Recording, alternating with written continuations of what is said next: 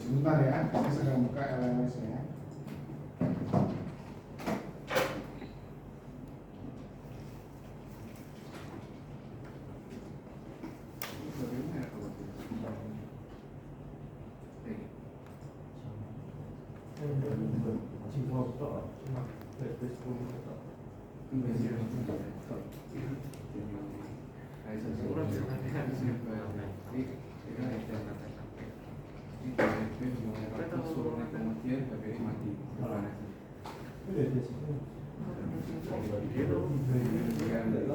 Kalau itu tidak salah sampai duduk di luar itu nomor di luar itu masuk kemarin aku terasa makanya tadi sampai sama dua ini orang sampai 39 ayo orang kita nek tamat ada ini lagi kalau hubungan orang dipikir dari kalau saya menerima ya bisa selesai ya.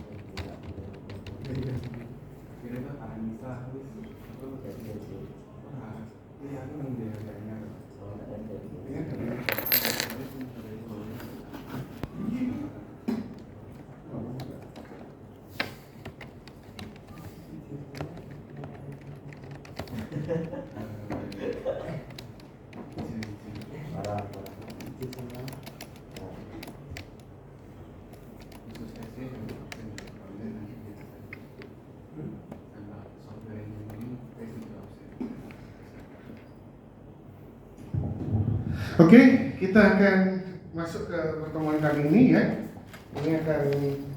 Hari ini kita akan bahas dua hal tentang cross validation sama grid search. Ya, ini suatu konsep nanti dikodingkan, silakan Anda coba di kelas pakai Iris dataset gitu ya. Kita mulai dengan berdoa dulu. Mari kita berdoa dengan agama depan saya masing-masing.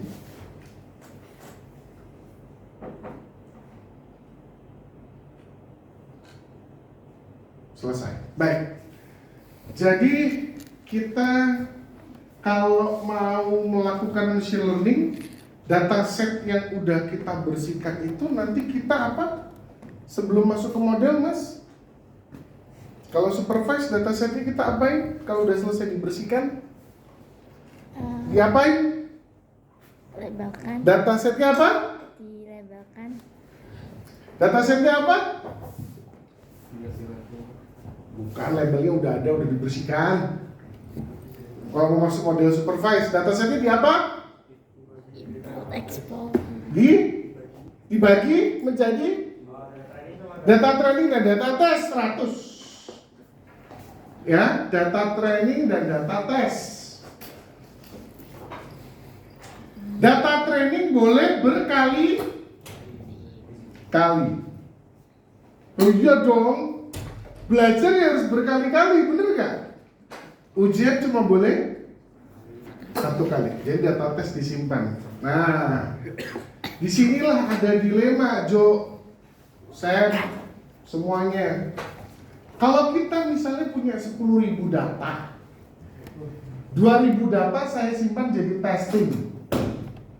Semoga nggak rubuh ya. 8.000 buat training. Begitu udah 8.000 selesai dipelajari, beres dong. Nanti kita belajarnya data itu lagi.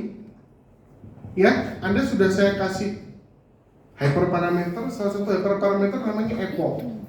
Catat ya, epoch itu selalu keluar dalam perbincangan Anda. Di Korea ada interview AI engineer itu keluar tentang epoch, iterasi. Epoch itu berapa kali belajar semua data. Kalau data trainingnya 8.000, berarti kalau 3 kali epoch, artinya apa? 8.000 data itu sudah 3 kali epoch, artinya apa mas?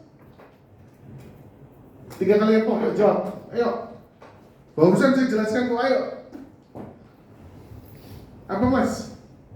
3 kali epoch, 8.000 data, 3 kali epoch artinya dia sudah Training berkali-kali. mempelajari 8.000 data itu 3 kali. Jadi epoch itu artinya jumlah berapa kali sudah belajar.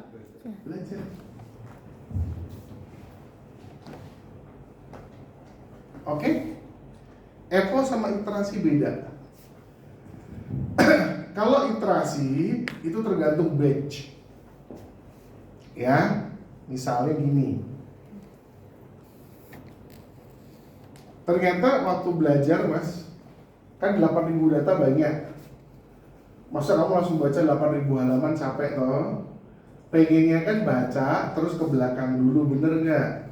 Baca pacaran dulu, baca minum dulu, bener nggak mas? Maka saya bilang satu batch 2.000 halaman aja. Total 8.000 halaman, satu batch 2.000 halaman. Berarti 8.000 total semua data itu berapa batch? 4 batch. Oke, catat segini ya. Kalau batchnya ini pakai example.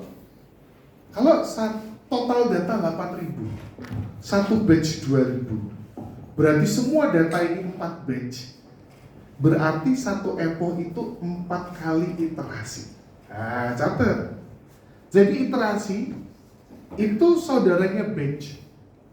Jadi orang tanya satu kali epoch berapa iterasi? Jawabannya simpel. Berapa batchnya? Kalau batchnya 5 ya berarti dia 5 kali iterasi. Tapi ada juga jawab batch itu langsung jumlah data. Oh, batchnya 2.000 data, satu batch 2.000 data. Berarti satu iterasi itu cuma 2.000 data. Berarti kalau 8.000 data, satu epoch itu 8.000 data. Berarti untuk menyelesaikan satu epoch itu dibutuhkan 4 kali iterasi kalau satu batchnya 2.000 data. Beda ya, tahu nggak? Jadi ditanya sih sama bokap, Regina, udah belajar berapa kali iterasi? Baru 3 kali iterasi, gitu lah. Ngerti? Oh, udah satu epoch belum? Satu epochnya 4 iterasi, dead, gitu. Ini baru iterasi ketiga, jadi satu iterasi lagi baru satu epoch, ngerti? Paham ya? Siapa nggak paham? Nggak ada lagi ngajarin kayak gini, semua pakai AI. Begitu interview gak ada yang lolos, anak binus malu-maluin. Aduh, dah, ya, batch, iterasi, epoch, ya, Anda harus siap. Next, ada masalah, masalahnya apa nih? Tadi kan 2.000 kita simpen jadi data testing. Nah ini data training nih ya. Data testing nggak boleh dipakai. Data testing itu cuma dipakai di sini, final evaluation. Tuh lihat tuh, ini bagus banget di gambar ini. Bagus ya gambar. Nah, jadi bingung orang. Kita cuma punya 8.000 data. Berarti kalau sudah satu kali epoch udah selesai dong, bener nggak? Berarti kalau kita tulis 5 kali epoch, berarti kan kita udah belajar 8.000 data ini 5 kali, bener nggak? Lama-lama ya overfitting. Overfitting itu terlalu jago training. Ditanya Pak VC bisa semua, begitu ngerjain ujian nggak bisa. Padahal cuma modifikasi soal, ngerti maksud saya? Karena akhirnya orang menciptakan konsep, catat ya, namanya cross validation. Cross validation itu dia membagi training data jadi fault. Kayak batch, beda tapi ya konsepnya beda dengan batch ya. Jadi fault, jadi training data ini tadi berapa? 8.000 ya. 8.000 bagi 5 berapa guys? 1.600 kan? Jadi satu fault 1.600. Nah, jadi waktu langkah pertama fault 1 dijadiin testing. Dia belajarnya cuma fault 2, 3, 4, 5. Cara ngeceknya nilai gua berapa pakai fault 1. Itu langkah pertama. Jalan nih berkali-kali. Nah, habis itu kedua, fault 2 yang saya jadikan testing. Fault 1, 3, 4, 5 saya belajar. Nanti ujiannya pakai fault 2, ngerti kan? Jadi setiap langkah ini seakan-akan dia punya data testing. Padahal data testing yang asli gak pernah dipakai. Ngerti gak maksud saya mas? Semuanya. Jadi kita punya 8.000 halaman dibagi 5. Satu faultnya 1.600. Nah, berarti 1.600 ini kita simpen, pura-puranya testing. Jadi akhirnya kita nggak belajar 8.000, Mbak Regina. Cuma 1.600 kali 4 berapa tuh? 6.400 doang. Ngerti maksud saya nggak? Jadi harusnya kan belajar 8.000 halaman. 1.600 tak simpen, tak pelajari 6.400, lalu ngerjain soal yang 1.600. Nah berikutnya, yang ini saya simpen, belajarnya ini. Berikutnya, fault 1, fault 2, fault 3 yang saya simpen, fault 4, fault 5 saya pelajari. Terus nih, sampai selesai kan, faultnya selesai. Pak, satu kali langkah ini berapa epoch? Terserah. Bisa ini 5 epoch. Nah, ini berarti kamu udah kuasai harusnya ini. Bukan hanya menguasai data training, tapi sudah kuasai pola. Baru terakhir boleh final. Pakai tes data yang awal tadi yang 2000. Yuk pahami dulu yuk cross validation. Ya, cross validation. Nanti Anda harus ngoding. Tanya AI. Kalau ngodingnya tanya AI. Tapi kita ngerti dulu istilah-istilahnya, ya. Ini karena dibagi 5 disebut 5 fault. Kalau dibagi 3 jadi apa? 3 fault. Kalau dibagi 10 Pak, 10 fault. Makanya disebut, catat ya, K strip fault cross validation. Silakan catat. K fault cross validation. K-nya itu adalah angka yang Anda bisa ganti. Biasanya apa Pak VC? Biasanya 5 atau 8 atau 7 atau 10. Ya. Jadi ini namanya K fault cross validation. Ya, K fault, K strip fault, faultnya FOLD ya, cross validation. Nah, udah pada ngerti ya? Berarti sekarang kita ulangi lagi. Anda sudah ngerti apa itu epoch, Anda sudah ngerti apa itu batch, apa itu iterasi. Sekarang Anda sudah tahu kenapa kita butuh cross validation. Karena kalau semua data training dipakai belajar, lah, terus saya ngerti udah saya pinter, gimana caranya? Bener nggak? Loh, kalau semua data belajar, udah dipelajari, lah, terus gimana caranya saya tahu saya udah bagus? Nah, disimpan satu fault sebagai tes. Jadi udah belajar mati-matian, evaluasinya pakai ini. Nah, kalau yang ini belajar mati-matian fault 1, 3, 4, 5, evaluasinya pakai fault 2. Iya lah, masuk akal. Gitu lah. Ya, gitu loh ya. Jelas ya? Cross validation. Tapi nggak pakai data test. Ingat, data test cuma boleh dipakai di final. Jadi kalau kalian bohongin dosen, mana data test? Jadi kalau tesis itu gitu. Data test belum pernah dipakai kan? Belum Pak. Coba sekarang jalanin, jubret 100% bohongin. Mahasiswa kalau data test 100% ya. Kalau cross validation nanti keluarin akurasi juga. Ya, cross validation nanti keluarin aplikasi. Keluarin nilai juga. Nah, silakan dicatat ya. Hasil keluaran cross validation itu pasti depannya ada val, tulisannya val, validation. Jadi nanti kalian itu punya dua atau punya tiga ya. Anda nanti punya validation akurasi, punya yang namanya testing akurasi. Jadi kalau validation akurasinya 90%, testing akurasinya lebih bagus. Itu saya pertanyakan, nah kamu bohong. Pasti data tesnya udah pernah dipakai. Harusnya nggak boleh Pak, nggak boleh. Nanti waktu uji sidang doang udah dipakai. Jadi kan mereka klaim nih, mahasiswa klaim, Pak, validation akurasi kita 95%, oke, testing 83, 85, bagus nih, ini bagus. Bohong, enggak bohong, jujur, tapi terlalu jauh. Biasanya kan beda tuh 35%, jadi kalau validation 95, ya pahit-pahitnya 90 lah, gitu lah. Tapi kalau Anda sampai 83 nggak apa-apa. Yang penting mahasiswa bisa menjelaskan, oh iya, testing akurasi kita jauh banget Pak, 83%, beda 12%. Karena ternyata ada pola-pola dalam kalau udah mahasiswa ini udah ngomong tadi yakin keluar istilah pola, itu dosen langsung AE.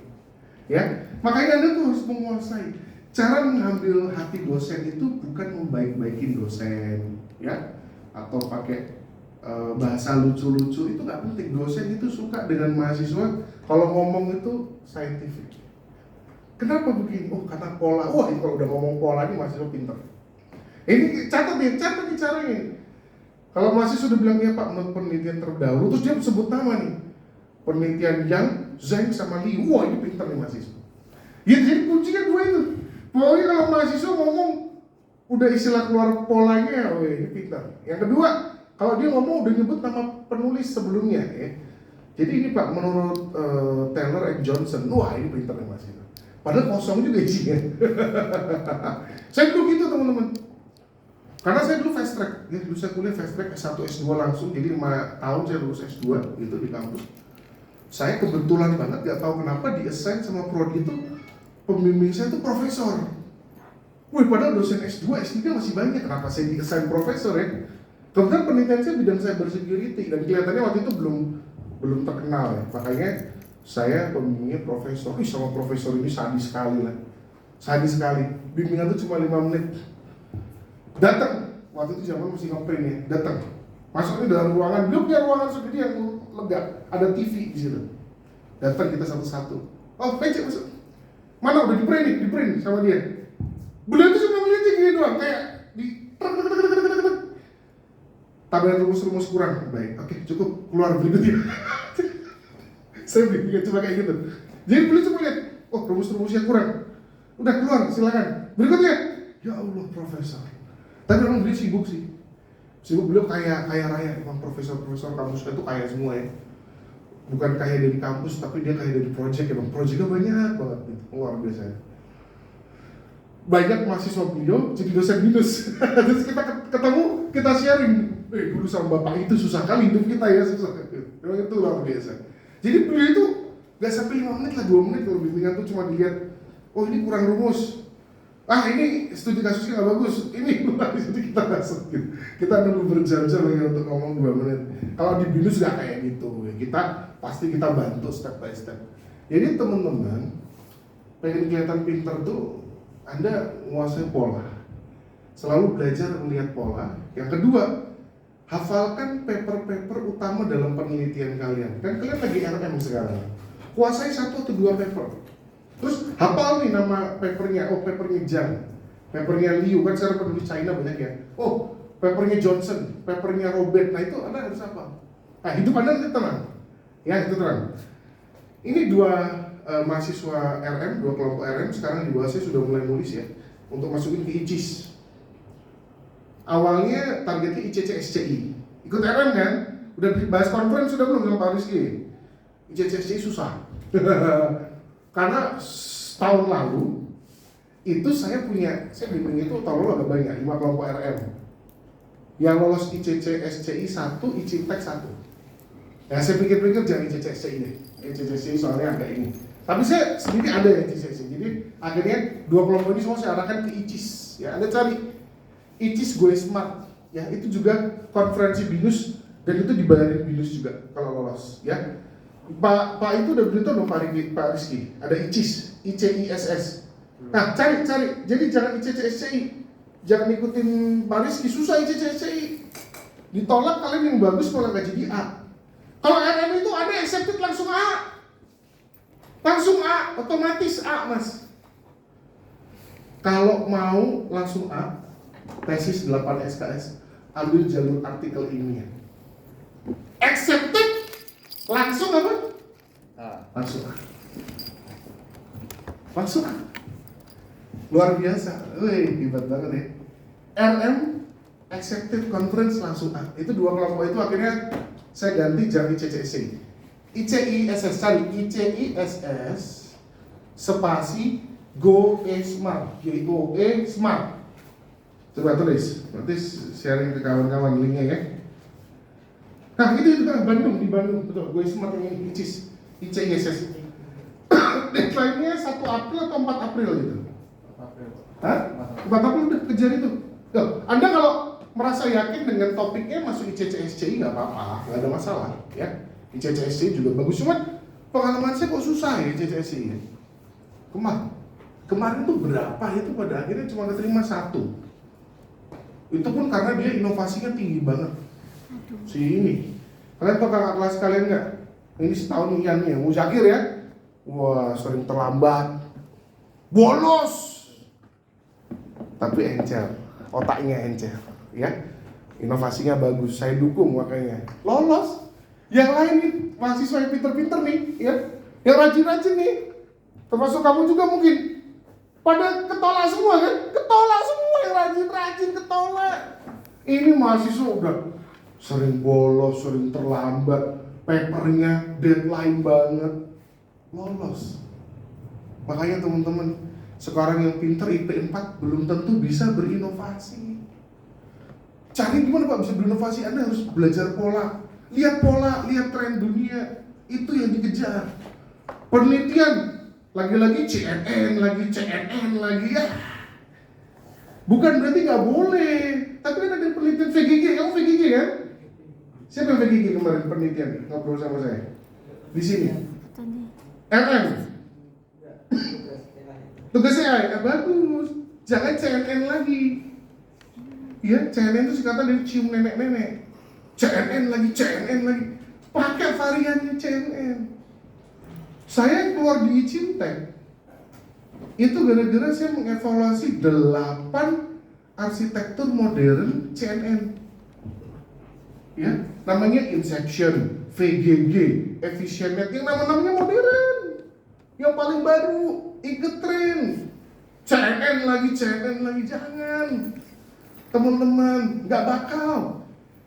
Ini yang RM sama saya ini kelihatannya satu kelompok ini bisa nih. Siapa ya? Kamu ya? Kamu yang ini bukan, yang phishing? Ah, ini bisa kelihatannya. Yang satu lagi, ada nggak sama di sini? Nggak ada ya? Saya agak ragu diterima karena topiknya agak berat. Kamu bisa terima ini? Topiknya ini bagus.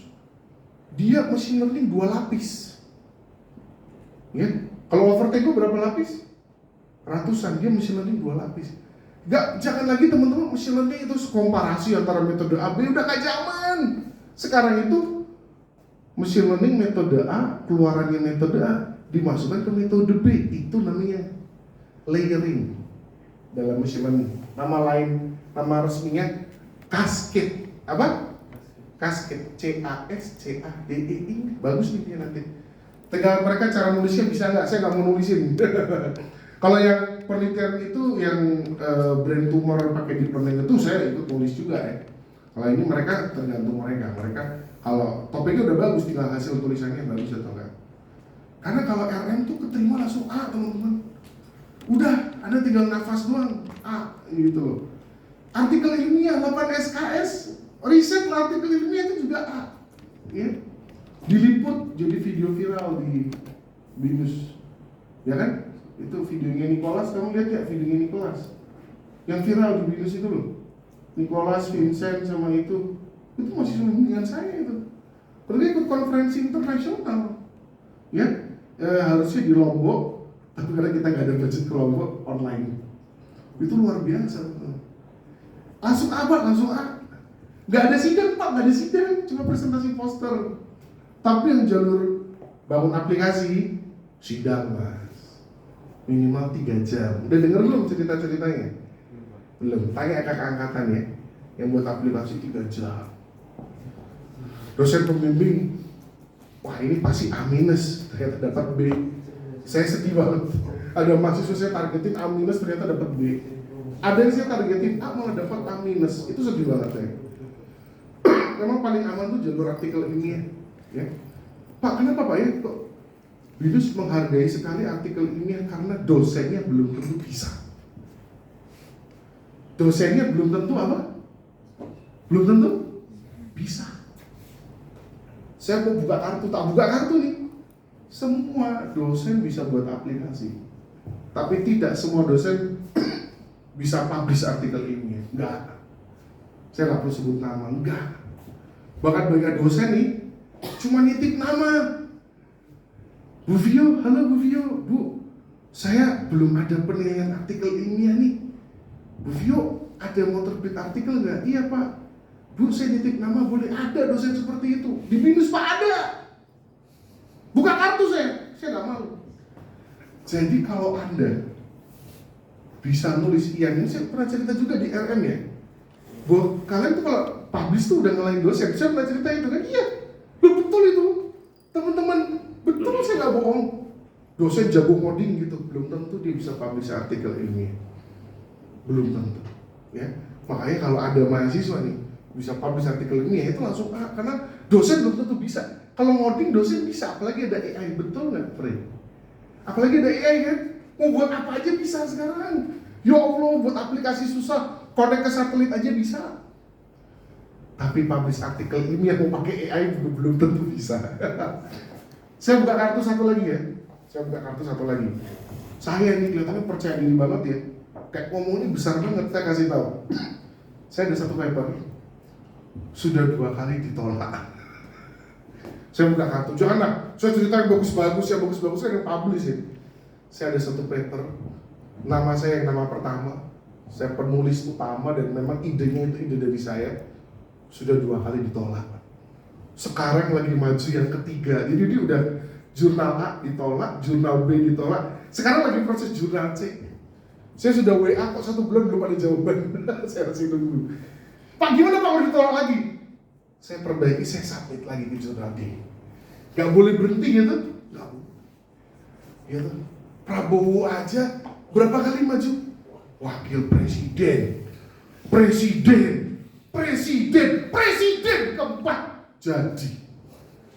Ingat setiap kali Anda mau gagal, ingat siapa? Prabowo. 25 tahun baru jadi. Ingat ya Mas ya. Jadi jangan pokoknya setiap kali kok rasanya kok Pak kok saya gagal terus ya Pak. Pak saya kok ini saya nggak bisa nulis artikel ilmiah Pak, nilai saya jelek. Gak apa-apa. Ingat Prabowo. Ya dia pernah habis-habisan, uangnya habis-habisan, maju terus. Teman-teman ingat jangan niru Gibran. Satu kali jadi ya. Itu kalau dalam film manhwa itu namanya overpowered ya. OP itu jangan ditiru. Tiru presiden kita. Ya hebat tuh Pak Prabowo itu, saya harus akui sih. Gak ada orang seperti beliau sih, luar biasa sih, hebat gak ada. Ya sampai sekarang kalau kita belajar kegigihan itu dari Prabowo Subianto. Ya. Tapi kalau kita mau belajar breakthrough, terobos, melanggar peraturan konstitusi, kita coba Gibran Raka Buming Raka, ya, karena beliau itu inovator sejati. Ingat inovator itu apa artinya? Menerobos aturan-aturan yang ada. Itu benar, memang betul. Definisi inovator kan gitu, menciptakan sesuatu. Ojek kok online, bener nggak? Dulu kan nggak ada peraturannya, bener nggak? Nah, Nadiem itu juga inovator. Tapi Nadiem sekarang masuk penjara, pasti juga. Nah, oke. Cross validation udah pada bisa. Materi terakhir sebelum libur Lebaran. Perhatikan mata ke depan. Namanya grid search. Nah, ini model selection. Perhatikan. Anggap kita udah selesai lah, ya. Anda sudah, Pak, tapi saya belum ngerti Pak model SIM, belum tahu random forest, XGBoost saya nggak ngajarin, dah. Anda belajar sendiri. Terus pertanyaan gini, dikasihlah tugas sama Pak Prabowo kan dosen machine learning yang satu atau saya. Nih, saya kasih dataset. Pakai model apa Pak Vincent? Nah, kamu tahu modelnya apa aja? Disebutin nih. Pak, saya taunya regresi, kalau klasifikasi ya, regresi logistik, SVM, decision tree, random forest, XGBoost, neural network ada 6. Pakai model yang mana? Jawabannya ada 2, ya. Yang pertama itu namanya pakai teori. Ada pakai teori, ada. Zaman dulu tapi zaman saya kuliah pakai teori. Jadi analisis dataset dulu kan. Dicek dengan machine learning mana metode yang cocok. Yang kedua namanya grid search. Nah, udah kebayang nih teman-teman, kalau udah dengar grid search nih, kebayang gimana nih? Misalnya, Anda cuma ngerti 6 metode machine learning. Ya udah, 6 metode machine learning masukin grid search. Anda tinggal minta tolong AI. Ini ada dataset. Saya udah cleaning dulu ya. Ingat ya, sudah di cleaning dulu ya. Datasetnya sudah di cleaning. Cleaning itu apa artinya? Dibersihkan, sudah dibersihkan. Oke, AI ini dataset sudah saya bersihkan. Saya mau buat classifier untuk klasifikasi sakit atau sehat. Oke. Saya ngerti 6 teknik karena biar kalau ditanya-tanya Pak Vinci saya bisa jawab. Saya cuma ngerti 6 teknik. Buatin grid search 6 teknik. Jadi artinya apa? Nanti dibuatin algoritma grid search sama si AI, tinggal dijalankan, nanti langsung keluar metode mana yang hasil akurasinya paling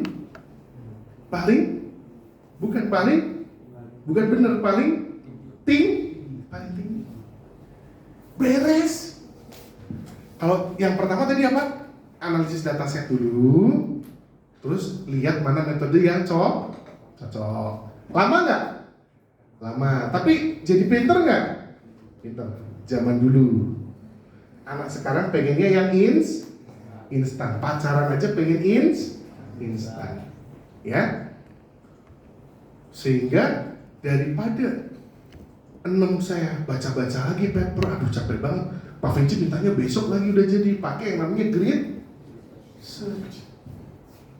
Jadi grid search itu ngapain? Nanti dia 6 metode ini dijalanin, terus ditanya hyperparameter tuning mau ada nggak? Mau ada. Pakai apa aja? Kalian langsung bilang pakai Epoch learning rate sama apa? Oke. Dia langsung cariin, nanti ketemu yang paling bagus. Jadi kalian cuma apa? Mengorbankan listrik dan internet. Kok nggak ada ya? Bentar. Nggak ada hasilnya. Sebentar. Saya harus kasih contoh nih. Grid search result. Nah, nanti mana? Nah, kayak gini nanti coy. Nah, ini dia. Ini cuma 3 ya. Ada grid search yang lebih banyak ya? Nah, ini bagus banget nih. Nah, lihat ke depan semuanya, perhatikan. Ini langsung 3 machine learning. Ini langsung, wah banyak juga 3 machine learning langsung keluar nih hasilnya apa aja. Ketemu langsung, yang paling bagus nanti yang mana nih antara ini. Ini terlalu sedikit, harusnya langsung 12. Ada paper, saya pernah lihat paper beneran. Dia pakai grid search. Begitu saya lihat chart kayak gini nih, 12. Pak yang bener 12 garis. Ngerti kan? Dia udah gak mikir. Jadi kenapa dia pilih 12? Jadi dia pakai ilmu pertama. Dia cocok-cocokin dulu. Kelihatan ini semua pakai inilah. Terus dia buat 12, langsung grid search keluar pas skornya. Pak, berarti ini kita ongkang-ongkang kaki doang ya? Kan nulis dulu. Anda siapin dataset cleaningnya dulu. Itu kan cleaning nggak bisa langsung ya.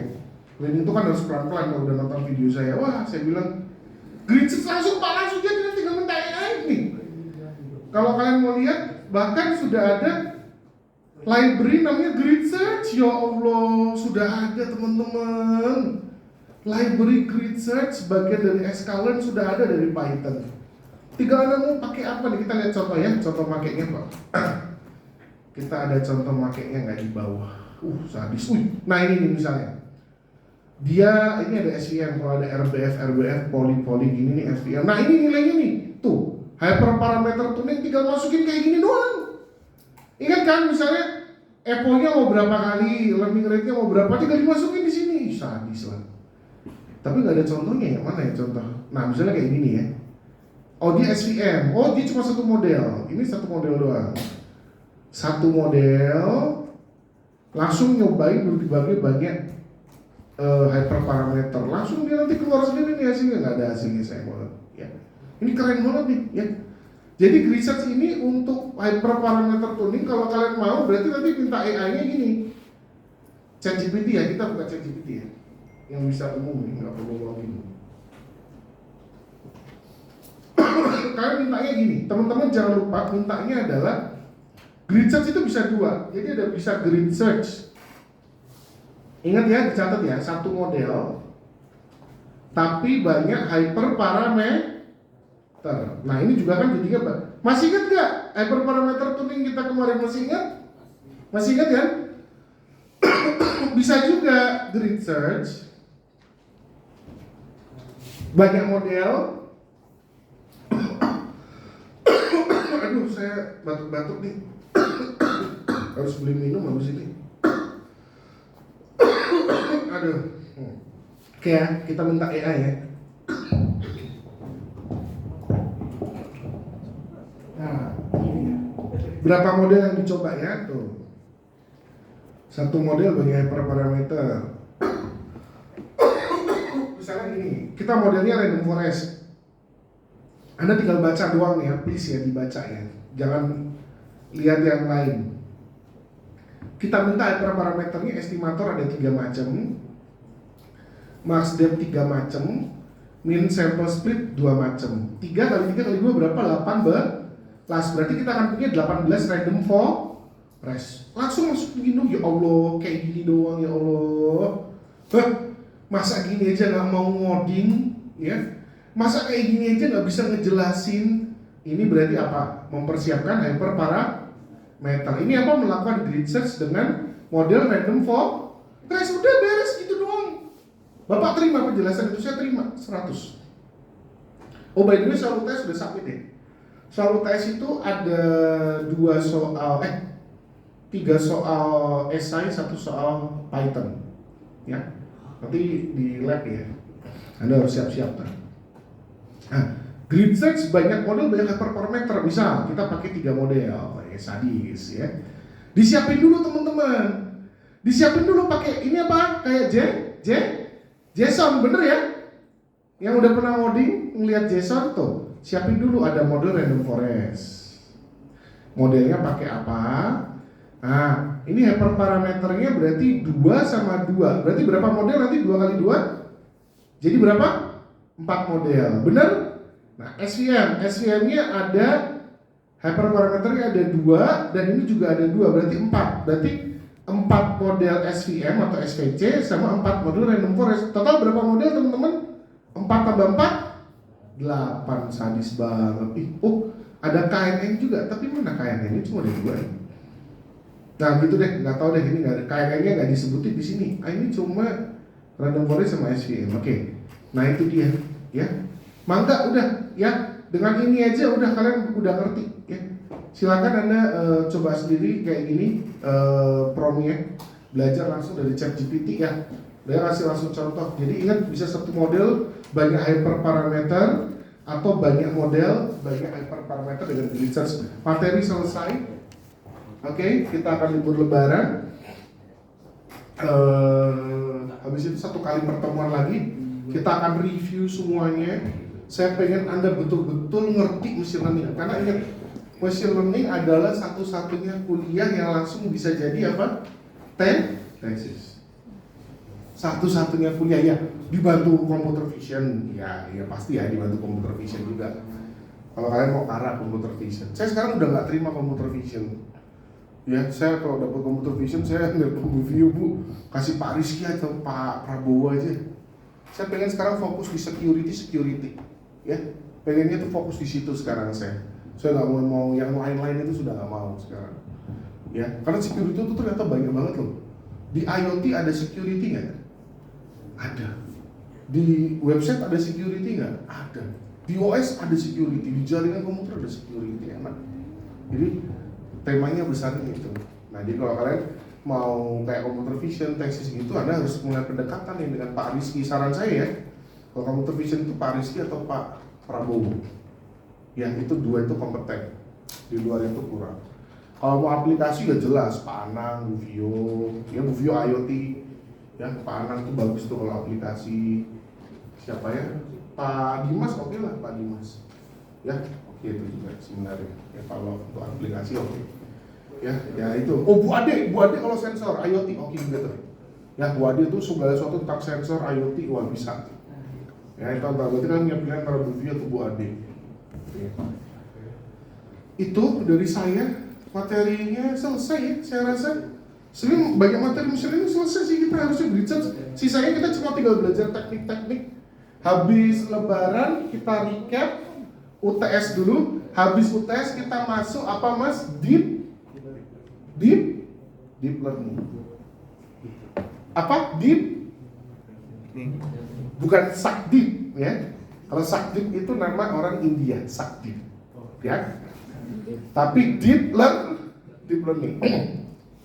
Si Bram ketawa-ketawa juga. Dengar Sakdeep dia ketawa dia. Ya. Lucu ya Bram ya, nama orang kok Sakdeep ya. Bener loh, Bram itu nama orang, Sakdeep. Oke, ya saya rasa sudah. Sekarang kita ngapain Pak? Silakan coba ini grid search satu model banyak hyperparameter, grid search banyak model banyak hyperparameter dengan dataset Iris.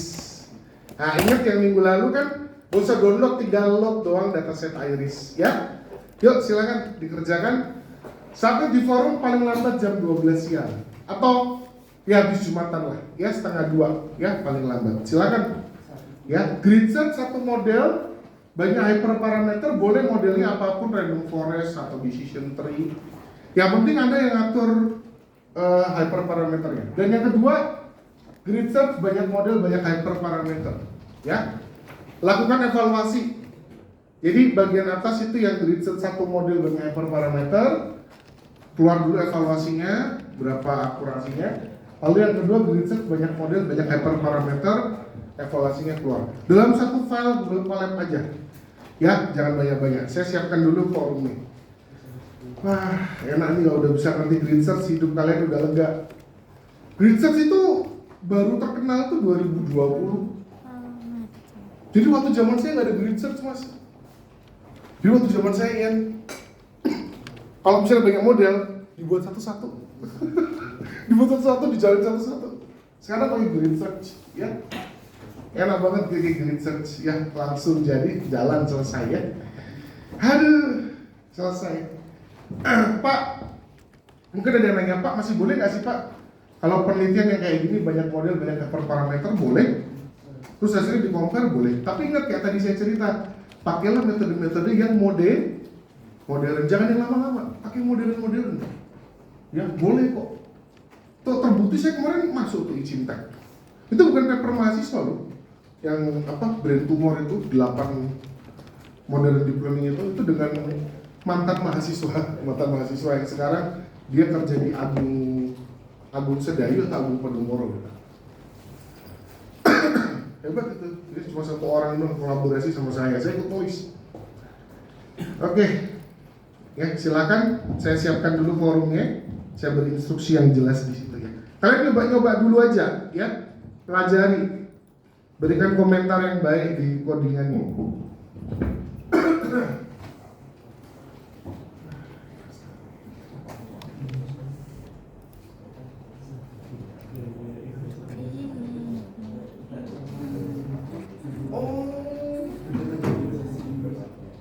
HP-nya dia harus buang dulu. Awal kita buat sorry ya. Jangan itu HP-nya rusak atau apa yang pertama? Dari atas? Kertas. Oh dari sini. Berarti HP-nya ada di sini. Kamu kuliah sampai jam? Ini sampai sore. Ya. Kita